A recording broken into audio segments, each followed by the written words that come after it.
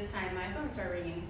I'm not 100% sure where it cut off. So she wasn't 100% picking up on the me waiting for her to be quiet part. A little bit of progress here and there, but I wanted to really make sure that she understood the concept of I'm not coming back on your terms, I'm coming back on my terms. So I started using a doorbell chime, just like one of those, you plug it into your wall and then you have little dooflockies that you put together and it makes the sound of a doorbell. So I wanted her to understand that even if she starts barking like that, the only thing that opens that kennel door is the sound of a doorbell. So I will put her in here, we'll do some stuff, we'll get her eyes out. I usually bring her over after she's been playing out in the yard for a little bit.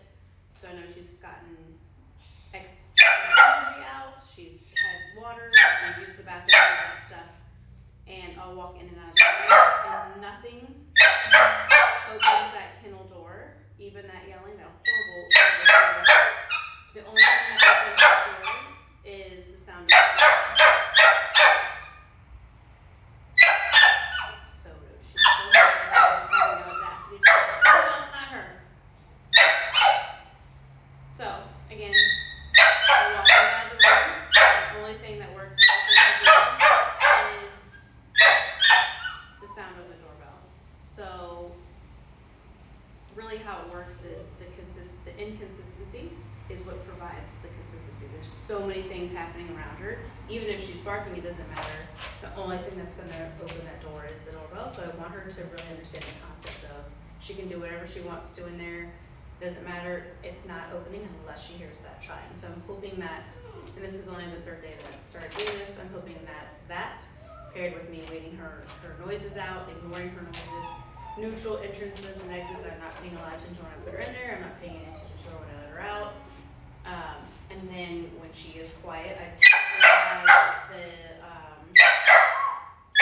treat and train in there. So when she's quiet, I'm not around, I'm not in the room, good things happen. That's how she's getting her lunch, is through the treat and train. I'm hoping that all of those things help with that terrible stuff. So and it's going to keep recording, and she's going to make all her noises, and I'm going to come back in and out, and hopefully this isn't an insanely boring video, but you'll see that I'm only opening the door with the doorbell. So.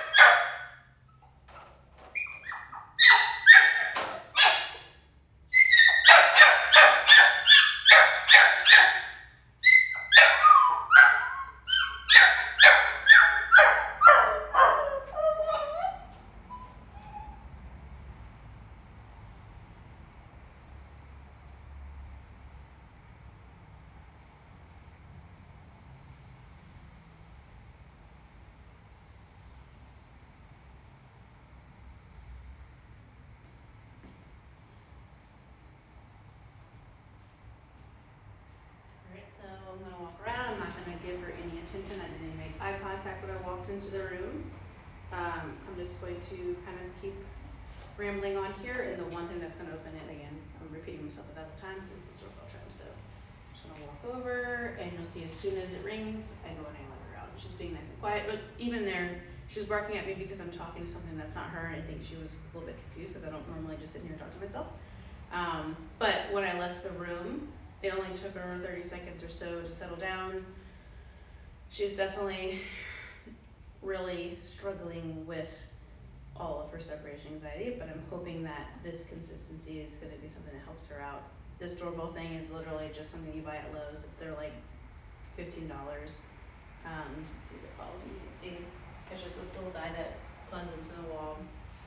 And I'm sure that when this is assembled, it's just one of those button things that you push, but I just have it like this. So.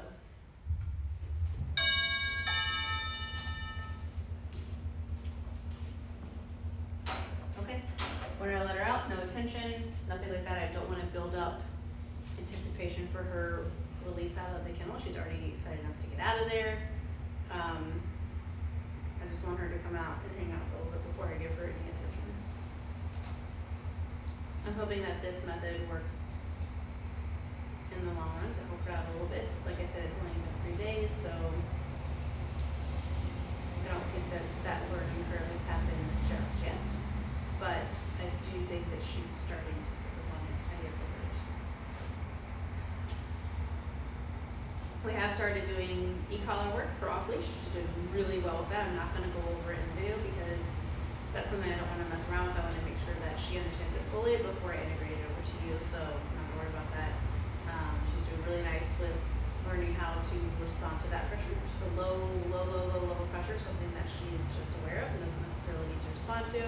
I will give a command that she knows. As I'm giving her the command, I will apply the e-collar stem, so she feels it but doesn't necessarily care about it. And when she goes into behavior, the pressure comes off when I mark. So over time, I'm hoping that that association helps her understand that if I ask her to do something she doesn't want to, and I apply a pressure that she maybe does need a little response to, she knows then how to turn that pressure off. So it's not just me like frying her and using it. I don't want it to be as a punishment thing. I want it to just be an activation of you need to do this for me. All right.